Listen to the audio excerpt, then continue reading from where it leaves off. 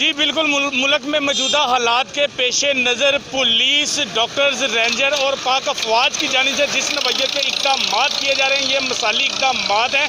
जिस वक्त मैं काना के इलाका का चौक के पास मौजूद हूँ, यहाँ पर भी पुलिस एहलकार अपने इक़दाम में मसरूफ़ अमल है। नाके लगा कर 24 आवर अवामी खदमात के पेश नज़र पुलिस अपने इक़दाम में मसरूफ़ अमल है। अवाम के जानो माल की हिफाजत के साथ साथ मौजूदा वबा से निपटने के लिए भी पुलिस लॉकडाउन का अमल दरामद करवाने के लिए कोशिश है। पाक अफवाज और रेंजर्स की मिसाली खिदमात के साथ साथ मुल्क में डॉक्टर्स भी अपनी खिदमात सर अंजाम दे रहे हैं। मिसाली खिदमात के साथ साथ पुलिस की बात करें तो 24 आवर अवामी खिदमात के पेश नज़र अपने इक़दाम में मसरूफ़ अमल है। मॉडल टाउन डिवीज़न की बात करें तो मॉडल टाउन डिवीज़न के दीगर इलाकों की तरह काना में भी पुलिस की जानिब से इक़दाम जारी हैं। लॉकडाउन पर अमल करने के लिए 144 के नफाज के लिए पुलिस अपने इक़दाम में मसरूफ़ अमल है। मुख्तलिफ जगहों पर पुलिस फील्ड में नज़र आती है।